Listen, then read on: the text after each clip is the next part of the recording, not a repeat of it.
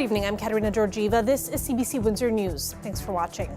Tonight, a look at the paramedic strike in Chatham-Kent and the local impact. Plus, yes or no to a public inquiry on foreign interference. A ruling has been made.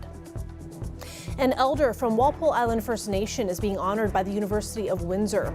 She says the recognition is an important step toward reconciliation. And have you seen folks digging around in ditches lately? Well, they just might be looking for asparagus. We'll tell you more later tonight. Paramedics in Chatham-Kent are on strike. That means they are not responding to every 911 call they get. And that strike will have implications in Windsor, Essex as well. The CBC's TJ Deer joins us live with more on this. So TJ, what is the latest? Well, paramedics went on strike at 6 a.m. this morning. Now, this was after a strike vote that took place in late April, with 97% of workers voting in favor of a strike. Right now, many of the paramedics are on the picket line outside their dispatch center. The workers are on strike despite having a tentative deal in place with Medavie Health Services, which is the company that operates Chatham-Kent EMS. They say the deal was fair and equitable. TJ, paramedics are deemed an essential service. So what happens for people who call 911 in need of medical attention? Well, the union that represents paramedics in Chatham-Kent says they will now only be responding to urgent cases, which are emergencies like heart attacks or car accidents. What they're not doing is providing support for non-urgent care, as well as a number of other things.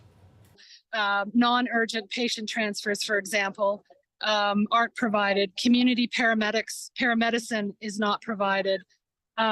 Cleaning the outsides of their trucks, they don't do that in a strike environment.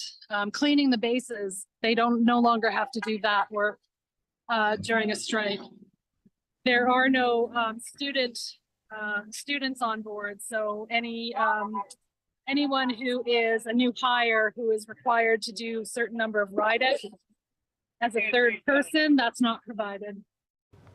Now, TJ, we know that paramedics in Chatham-Kent are sometimes needed to support Windsor, Essex as well. So how is this going to impact people locally? Well, only urgent care calls in Windsor, Essex will be responded to if a Chatham-Kent ambulance is needed to come to our area. EMS workers tell Chapman that Chatham-Kent personnel and ambulances are borrowed by Essex Windsor EMS on average of about once a week, and she says why. They don't have enough support to support the calls in Windsor. So when they don't have ambulances available, then dispatch will go to the next nearest service to get coverage. Now that happens even when Windsor, Essex is not in a code black situation, which is when there are no ambulances available. Now, as the strike in Chatham-Kent continues, the president of the union representing Essex Windsor EMS workers believes there will not be a reduction of ambulances available to respond to any calls. This was echoed by Essex Windsor EMS Chief Bruce Crowder in a statement to CBC News. Now, all of this comes after provincial NDP leader Marit Stiles visited Windsor last week, calling for action to solve Windsor Essex's ambulance shortage. Stiles said governments have been applying short-term solutions to a growing problem. CBC News has reached out to MPP Andrew Dowie and the Ministry of Health for a response about the situation in Chatham-Kent. We've yet to hear back. Now, as for the strike among paramedics in Chatham-Kent, no talks are currently scheduled between both sides. Kat? Thanks for this, TJ. Appreciate it. Canada does not need a public inquiry. Public hearings will do. That is the recommendation today after a 2-month review of how China might be interfering in this country's elections. The lead investigator says the opposition leaders can review his full report, including the classified parts, if they get top secret clearance. That offer is not stopping calls for a full inquiry. Rafi Boudjikanian has more. On the key question of whether there should be a public inquiry into foreign interference, David Johnston said no, knowing that would raise eyebrows. When I began this process, I thought I would come to the same conclusion. It would have been an easy choice. It would not be the correct one. He says that's because much of the intel he studied to draw up his report is classified top secret. Johnston was asked to look into foreign interference after multiple media reports alleged meddling by Beijing to favor a minority liberal government in the last two Canadian elections, sinking conservative candidates, largely based on leaked security agency documents and unnamed sources. I don't think there was any conscious desire to suppress and to diminish this. I think it was clear that we have not acted as quickly and as thoroughly as we have as a threat that has been growing. Johnston noted he interviewed CSIS officials and top civil servants, saying he saw no evidence of a plan by the Chinese government. On another allegation, Conservative MP Michael Chong had his Hong Kong-based family targeted by a Chinese diplomat 2 years ago. Johnston found the intelligence was not shared with cabinet by national security agencies, part of a larger problem, he says. I have identified serious shortcomings in the way intelligence is communicated and processed from security agencies through to government. Johnston says opposition parties should get top secret clearance to look at the classified part of his report to see if they agree with his findings, something the Conservatives are already shooting down. We're not going to allow the government to silence leaders of the opposition by swearing them to secrecy on this matter of grave public importance. I don't think Canadians would want or expect any of their leaders to choose ignorance when they can choose to have the facts laid out for them. Johnston does intend to hold some public hearings and write a second report by October, but none of the opposition parties say they're happy with anything but a full inquiry, suggesting pressure will just keep mounting in the months ahead. Rafi Bujikani on CBC News, Ottawa. Planning is underway for a national dental plan that will include oral health care for people with disabilities. But advocates say it won't be enough to fill the gaps in our system. They are pleading with the Canadian government to pay attention to patients' needs and train dentists to meet them. Bethany Lindsay shows us how. So, how is your tongue? It's good. Joanne Shimakawa has MS. She used to be okay transferring to the dentist chair. After 3 years and a little bit of progression, I just don't want to take a chance standing up anymore. I prefer to be able to stay in my wheelchair. So she started looking for a dentist in Toronto who could treat her in her chair. Basically took every dentist in the West End and called them one after another. And this office said, yes, of course we take people in wheelchairs, but it's the only place that I found who would accept. The Canadian Society for Disability and Oral Health says it's an issue that needs urgent attention. Clinics are often inaccessible, and dental professionals rarely have experience treating patients with disabilities. We want to get people so they can speak and smile, have good self-esteem, they can chew their food and not have stomach problems.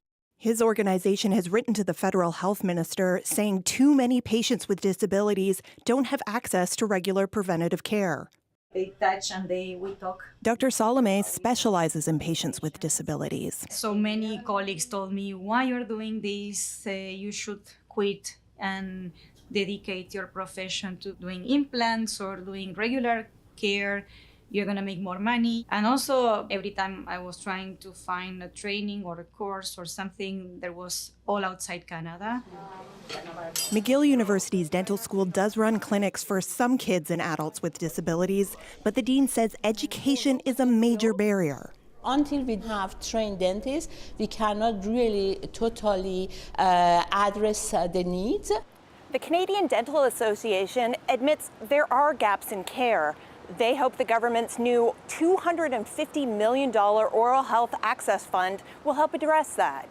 As for Health Minister Jean-Yves Duclos, he says he'll carefully consider all feedback while the new dental plan is being developed. Yeah, we need to change these feelings. Joanne Shimakawa just wishes it wasn't so hard to get reliable care. I think for anybody who cares a lot about their teeth, it's really important that you have access to get your teeth taken care of. Bethany Lindsay, CBC News, Vancouver. Turning now to the wildfire emergency in Alberta, where rain is bringing some relief and hope of a turning point in the battle against the flames. 71 fires are burning, according to Alberta's provincial fire dashboard. 20 of those are considered out of control. Kayla Hounsel takes us to East Prairie Métis settlement, about 4 hours northwest of Edmonton, a community devastated by fires and now trying to rebuild and heal. It can't undo their devastation, but in a community filled with heartache, this is the first sign of renewal. Uplifting. I haven't been happier to see rain than I am now, yeah. Jessica Big Charles has lived on the East Prairie Métis settlement her entire life. Now her home is gone. It's devastating. We didn't even have time to grab anything important or pictures or nothing. We just had what we had on our backs. Holy shit! Fire has been threatening the community for more than 2 weeks. It raged through just hours after residents received an order to evacuate. It's like the second house that got burned.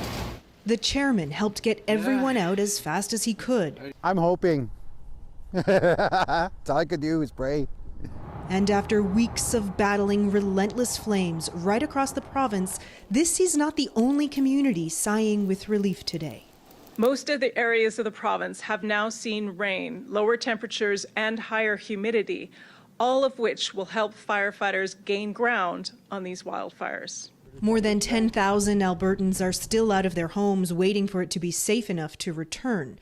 Supernaut says here at East Prairie, that time is coming.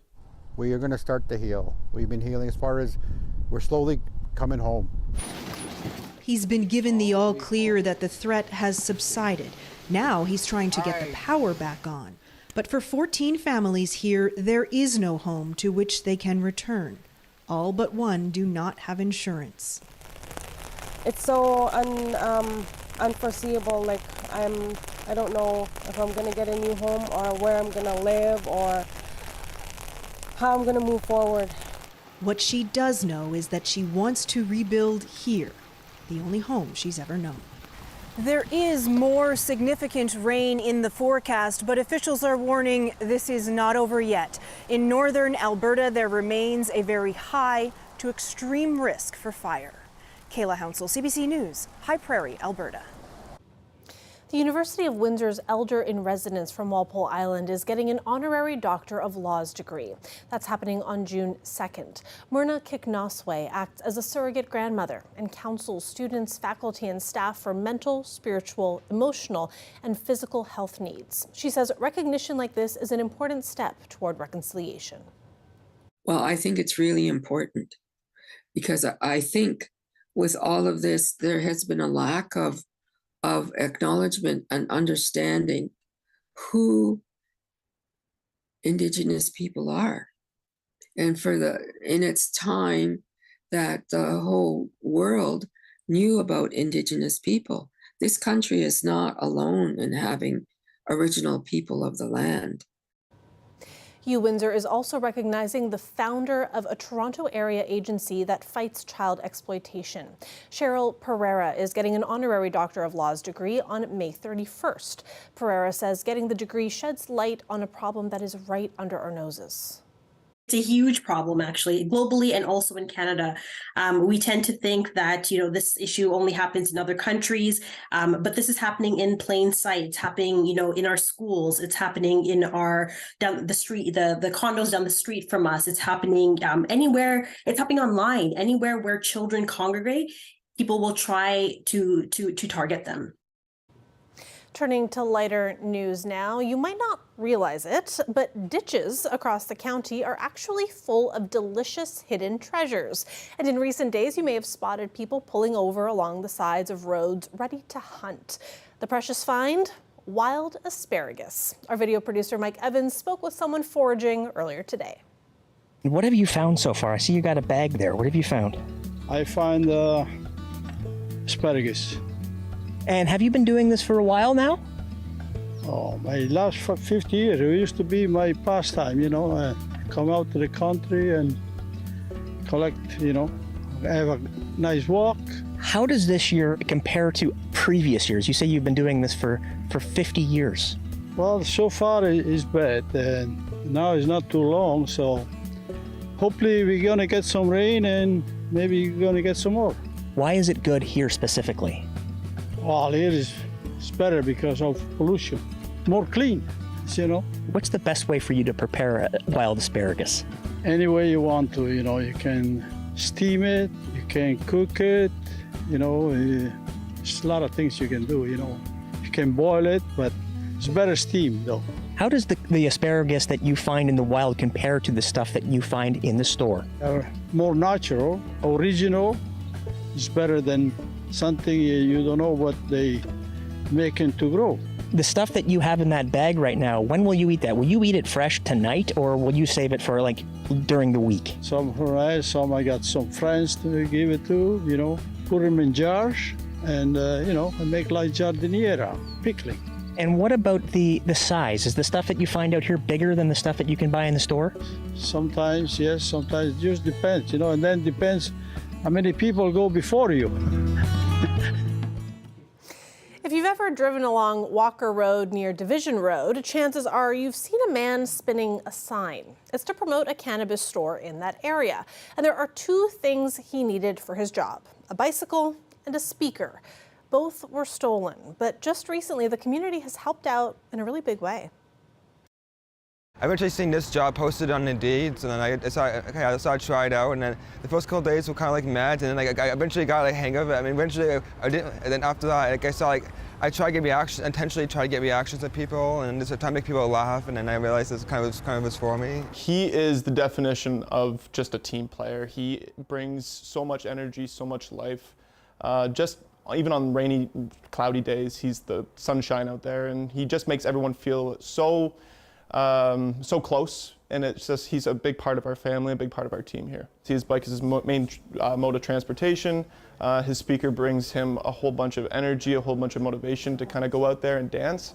And so when, you know, you find out somebody was like that and was able to kind of get away with stealing from such a nice guy, such a caring guy, it devastated me. So what I did was I made an effort to kind of gather people from the community, people that may know him, and try to get a little bit of help to get him back on his feet. You know, that's not expensive out there, and he is just, he deserves it out of anybody in the world. Honestly, it kind of made my day when I was seeing the GoFundMe. I was kind of hesitant about the GoFundMe thing. I was like, I don't want people giving me money. I don't want to be a charity case. But then it's like, but it's been people's comments. Like, a lot of people say I brighten people's days and stuff. It's kind of make, you know, it just feel good to feel appreciated. I would not be surprised to see him become the mascot of the company somewhere down the line.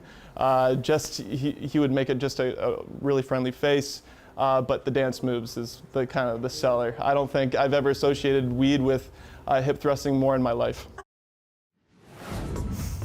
Let's take a live look outside there. Just a beautiful Tuesday. We had highs in the 20s, and it looks like we've got a really beautiful stretch ahead for the rest of the week as well. Colette Kennedy will join us after the break, and she will tell us more. Stay with us.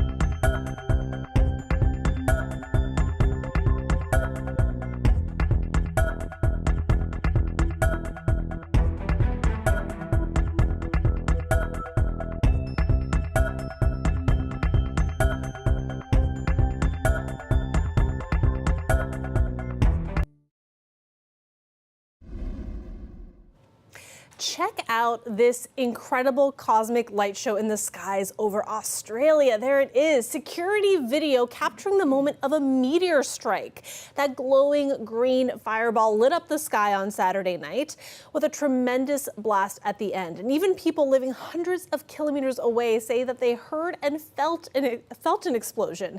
Now, despite the blast, experts say this was probably a pretty small meteor, but a huge treat for any lucky sky gazers. And with that, we're going to bring in Colette Kennedy, because Colette, I don't know if I would be tickled and delighted by seeing that. I think I would be terrified.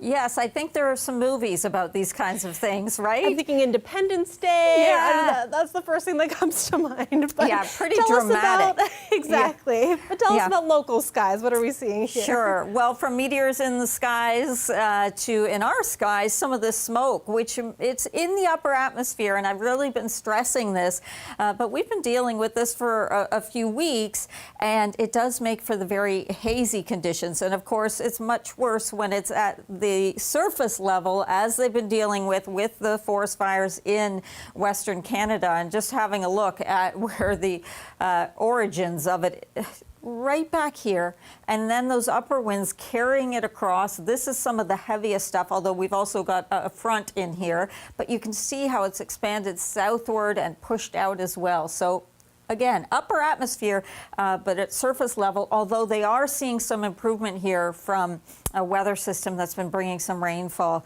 through parts of Alberta and into northern BC as well. As long as they can keep the flooding from happening, then at least it's helping with the forest fire situation. So here's a look at those upper winds, right? And you could just see that directionally pulling it right towards us. What you're also seeing here, though, is this trough, and it's right along that we have this frontal boundary. So behind it, the cooler air, Moosonee at 5. I know, further to the north, you'd expect that, but I mean much cooler. Thunder Bay at 11 versus Sudbury at 20, or even Winnipeg at 22, right? So this is kind of the pool of that colder air that's going to be sinking in. Sitting at 25 degrees right now in Chicago, not too far away, at 28. So we do have those changes coming our way. Along that front, there are some rain showers, some heavier rain will occur into northeastern Ontario, into Quebec. But as that front sinks, I'm expecting that all will pick up for southwestern Ontario, besides the cooler air and some breezy conditions, will be a little bit of extra cloud cover coming our way. So a ridge of high pressure builds back in again, and with that, we are looking at very stable conditions coming back at us. So just in between along that front, but the rain showers will be over towards central and eastern Ontario, and we won't be dealing with that so much through Windsor, Sarnia, London. I'm anticipating that things are going to be staying on the drier side. So a look at the readings overnight tonight, 12 degrees. I mean, the one thing that smoke in the atmosphere does is provide those very dramatic sunsets as well. So be looking for that. Lots of orange and red in the sky tonight. 12 degrees tomorrow morning, 14, a little breezier with that front passing. Your sunrise, you see it there just after 6 o'clock. And then tomorrow, not getting to that 25 degrees, will be a little bit cooler. But I want you to also watch the overnight temperatures. So there'll be a risk of some patchy frost possibly into southwestern Ontario for Wednesday night at least. But there it is with that ridge back in place. 17 on Thursday, and then 21, we start going in the other direction again with the heat building back in as we approach the weekend and into it. Love it. As far as I'm concerned, the cold days are over for now. That's, Yes. That's my feeling. Yes. Thank you so much for that, Colette. You're welcome. When we come back, we're going to take another look at the conditions in Western Canada. Particularly, we're going to look at the heavy rainfall. Stay with us.